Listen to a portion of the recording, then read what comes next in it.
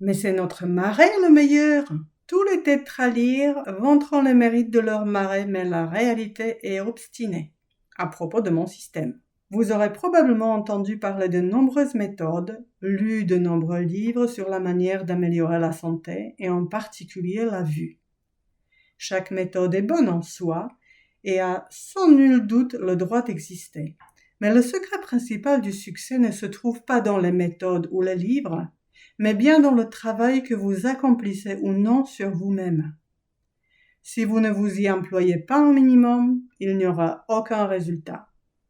Le système que je vous propose, développé au fil de nombreuses années de travail, acquiert l'utilisation de vos énergies psychiques aussi bien que physiques. C'est à vous de décider si cela en vaut la peine ou non. Je me contenterai pour ma part de vous dire que je donne aux gens qui assistent à mes conférences entre 3 et 6 jours pour améliorer leur vue d'une dioptrie. Par rapport aux autres méthodes qui promettent une amélioration de cet ordre en l'espace de 2 à 6 mois, mon système a une efficacité 30 fois supérieure. Cela a été démontré au niveau pratique. Et pourtant, ce système n'est pas un remède universel, puisqu'il ne s'oppose pas à la maladie, mais bien aux malades chroniques. L'assassin n'est pas la maladie, mais le malade chronique lui-même qui refuse de changer. Les êtres humains sont pour la plupart paresseux. Pour eux, il est plus facile d'observer le monde à travers un intermédiaire, c'est-à-dire une paire de lunettes, que de se mettre à étudier un livre ou même à pratiquer les exercices qui y sont décrits. Il est impossible de changer la nature humaine de l'extérieur. Elle ne peut être transformée que de l'intérieur, par l'individu même, par son désir, par son implication et sa volonté de faire. Le système est conçu pour des personnes fortes et requiert la participation active et optimiste du porteur de lunettes au processus de récupération de la vue. Je suis heureux de vous servir pour vous rendre encore plus fort. Grâce à Dieu, l'ophtalmologie moderne a fait de nombreux progrès, de la photocoagulation au laser, au bistouri du chirurgien. Mais pourquoi farfouiller dans l'œil alors que l'origine de la maladie est ailleurs? Oui, justement là où vous pensez.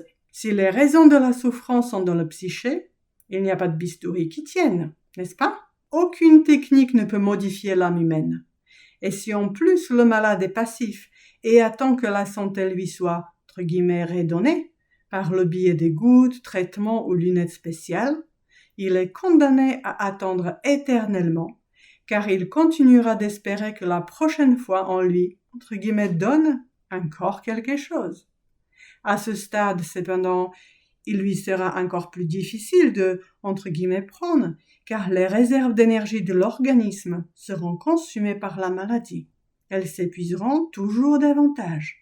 Le malade espère et n'entreprend aucune action, mais s'il prend en main sa destinée et fait face à la maladie, la victoire est certaine. Pourquoi la santé de ceux qui suivent nos cours reste-t-elle stable, même 3 ou 4 ans plus tard? Car la maladie disparaît pour toujours sur le plan de la conscience, de l'âme et du caractère. Les capacités de l'organisme sont illimitées. Saviez-vous que le cerveau est capable de brûler le corps? Si vous êtes sous hypnose et qu'on vous montre un morceau de fer incandescent en vous disant qu'on va l'appuyer sur votre corps, alors qu'on vous touche en réalité avec un bout de carton, une véritable brûlure apparaîtra sur la zone de contact et la cicatrice demeurera à vie. Le seul fait de s'attendre à la brûlure provoque une véritable lésion des tissus de l'organisme. Vous revenez quelques années plus tard et toujours sous hypnose, on vous dit que cette fois on posera sur votre peau un morceau de carton chaud et que la cicatrice disparaîtra ensuite définitivement en l'espace de 2 semaines. Et l'organisme lui-même s'en débarrasse alors effectivement. J'ai connu un cas similaire dans ma pratique.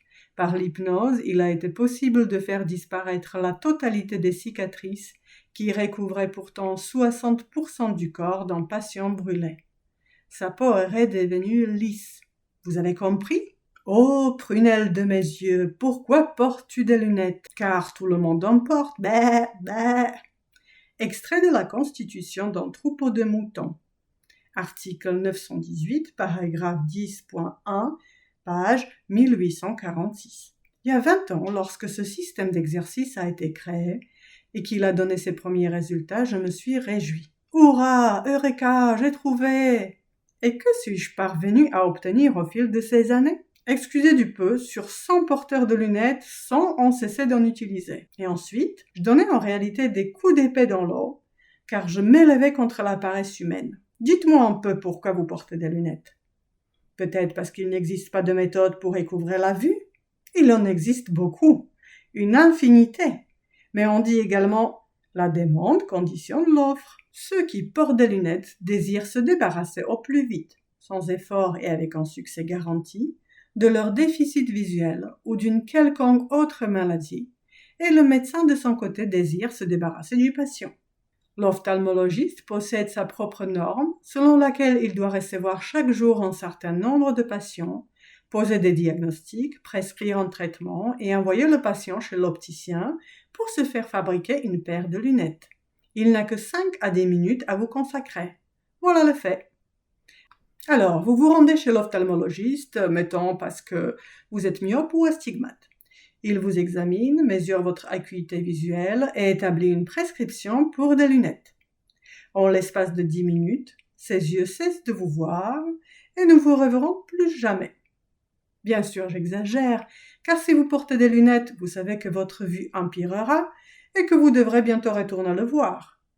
Pour utiliser une métaphore, si une jambe malade doit toujours s'appuyer sur une béquille, elle finira par s'affaiblir. C'est pourquoi les efforts des jambes se transmettront peu à peu aux 4 membres. Le patient marche alors à 4 pattes, c'est-à-dire qu'à cause de sa paresse, il régresse à un niveau de quadrupède. Et avec ce système, si vous avez par exemple 2 dioptries en moins ou en plus, il vous faudra environ 10 jours pour récupérer votre acuité visuelle et environ 40 pour vous y adapter.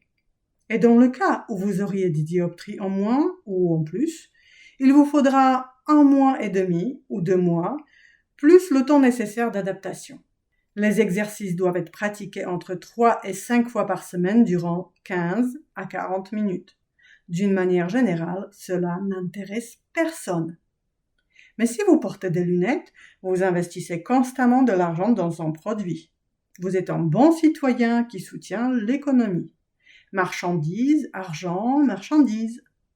Vous êtes un consommateur qui favorise les entreprises productrices, mais qui par son état de santé handicape l'État. C'est pour cela que le consommateur doit être en permanence intéressé par l'offre de production. Dans ces cas précis, il doit être constamment malade et donc avoir besoin de lunettes. C'est l'une des raisons pour lesquelles vous en portez.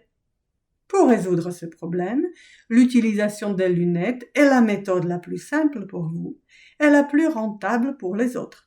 Votre vue empire et 5 minutes plus tard, vous avez une nouvelle prothèse sur le nez. Les mains qui fabriquent des lunettes ont obtenu un nouveau client. Vous, le consommateur, êtes heureux, mais certes, pas tant qu'eux. À l'époque, nous avons envoyé des informations sur ce système de rééducation visuelle à des centaines de pays. Les seuls à avoir réagi sont les Japonais. Merci!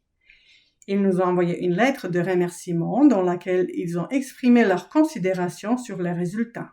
Je cite: « Nous avons mené une étude sur les étudiants de l'Institut de sociologie, constatant des résultats positifs à plus de 80%.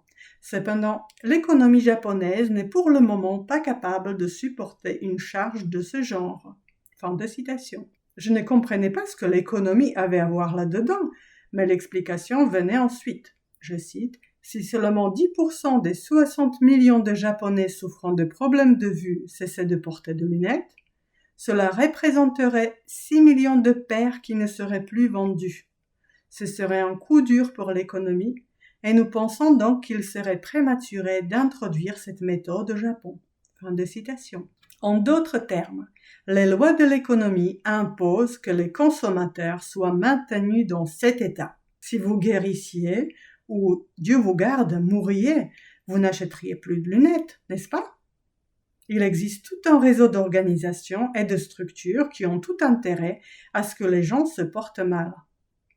Il y a quelques années, l'un de mes élèves a décidé d'ouvrir son centre de rééducation visuelle, Mais malheureusement, ces locaux se trouvaient à proximité immédiate de ceux de la marque Optica, et on lui a donc dit avec beaucoup de tact: « Ne vous immiscez pas dans nos affaires, ne nous ôtez pas nos clients. Et mon cher ami, je me réjouis donc avec vous. Vous êtes un client. Et si vous croyez que qui que ce soit se préoccupe de votre santé, vous faites une grossière erreur. C'est exactement l'inverse. Grâce à votre mauvaise vue, les fabricants de lunettes et de médicaments gagnent un bon paquet d'argent et font semblant de se préoccuper de votre santé, de votre allure, et ainsi de suite. Ils vous proposent à chaque fois de changer de look, créent artificiellement des modes et alimentent votre besoin de changer de lunettes en permanence. Chez nous, 100% des personnes retrouvent une vue parfaite et obtenir ces résultats n'est pas seulement facile, c'est très facile. La seule chose désagréable est que pour récupérer la vue, il n'est pas besoin d'une grande intelligence. Celle que nous possédons suffit largement. Elle est même un peu trop développée. Il suffit de quelques informations, d'un peu de disponibilité et d'un travail consciencieux. C'est tout. Donc, si vous avez décidé de vous débarrasser de vos lunettes et de recouvrer la vue en vous y impliquant, la force dont vous aurez besoin est celle que vous gâcheriez pour un seul crachat. Il suffit de savoir où et comment cracher, tout est là. Naturellement, il faut aussi travailler un peu. Pour rassembler la salive dans la bouche, il ne suffit pas de faire bouger son cerveau d'avant en arrière. Je vous dis donc sur quoi vous devrez travailler, mais vous me répondez « Oh, je n'ai aucune envie de travailler ». Voici ce que vous devez faire. Premièrement, apprendre à reconnaître votre paresseux intérieur sous les nombreuses formes cachées sous lesquelles il se manifeste. Deuxièmement, étudier l'art de la créativité. Troisièmement, vous prémunir contre toutes les erreurs possibles sur votre chemin vers la réussite. Quatrièmement, mettre en ordre votre appareil locomoteur et de soutien, renforcer vos muscles, rééquilibrer le travail de vos organes internes, puis vous fixer pour objectif la rééducation de votre vue. Cinquièmement, connaître avec clarté vos peurs, vos problèmes et vos objectifs. Vous pourriez objecter: pourquoi devrais-je m'occuper de ma colonne vertébrale si je souffre de myopie, de cataracte ou d'atrophie optique? Je suis tout disposé à vous donner raison, à condition que vous me démontriez que vos yeux sont totalement isolés de vos autres organes et qu'ils sont situés en dehors de votre organisme, par exemple sur la commode. Comment? Vous en êtes incapable? Le pire des ânes pourrait comprendre cela. Notre tâche consiste à éliminer les causes de la souffrance.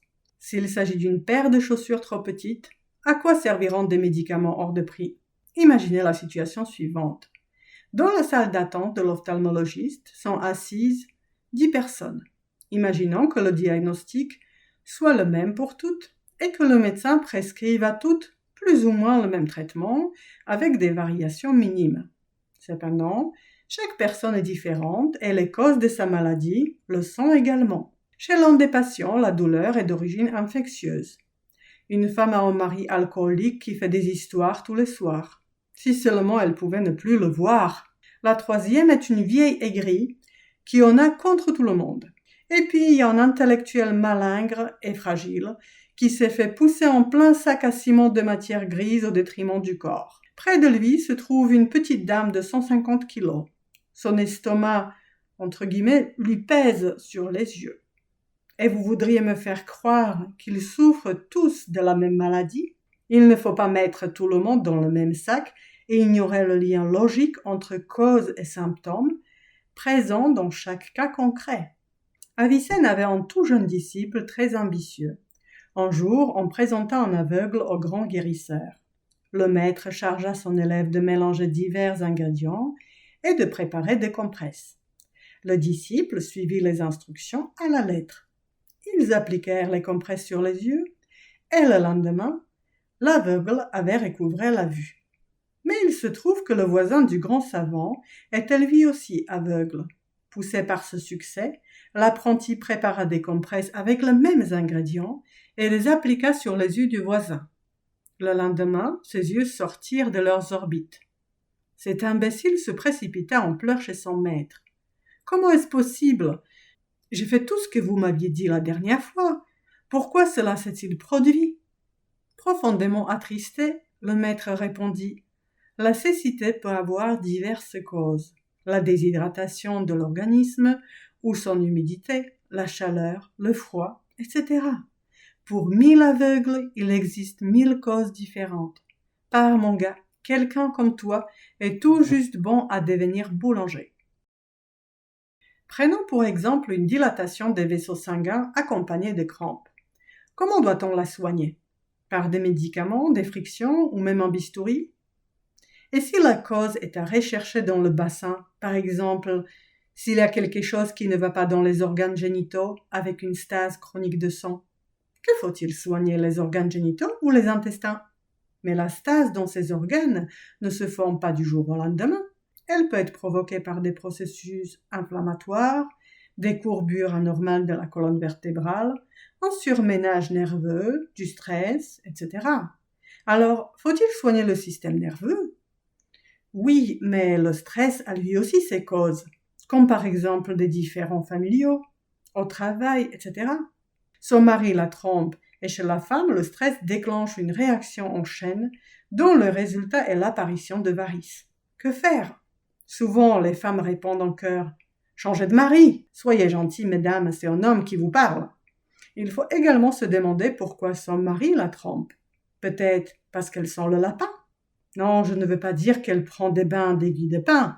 Je veux dire qu'au lit, elle a la vitalité d'un pain abattu à cause de l'éducation sévère qu'elle a reçue étant enfant. Je publierai bientôt un ouvrage spécifiquement sur ce sujet, mais là n'est pas la question pour l'instant. Il existe des liens étranges. Pour soigner les jambes, il faut ôter les lubies de la tête, et ce de façon différente pour chaque cas. L'organisme humain est phénoménal, et il faut l'aborder de façon complexe. Il n'est pas à prendre à la légère, et une approche superficielle est inadmissible. Ce n'est qu'après avoir éliminé les causes que les conséquences disparaîtront de manière automatique. C'est pour cette raison que ce système de guérison est si efficace. Une fois que vous l'aurez découvert, vous améliorerez non seulement votre santé, mais vous pourrez également faire évoluer votre personnalité, développer des capacités créatrices, trouver un métier qui corresponde à vos inclinations et devenir riche, et pas uniquement sur le plan spirituel. Mais vous obtiendrez tout cela à une seule condition. Vous devrez vous reconnaître vous-même.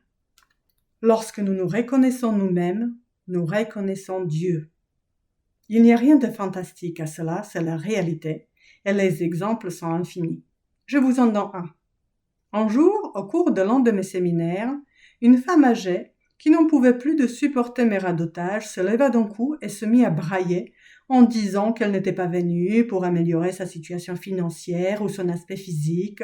Elle ne croyait pas à ces bêtises, mais pour se débarrasser de sa maudite maladie. Elle avait ajouté qu'elle n'avait plus le temps de rêvasser.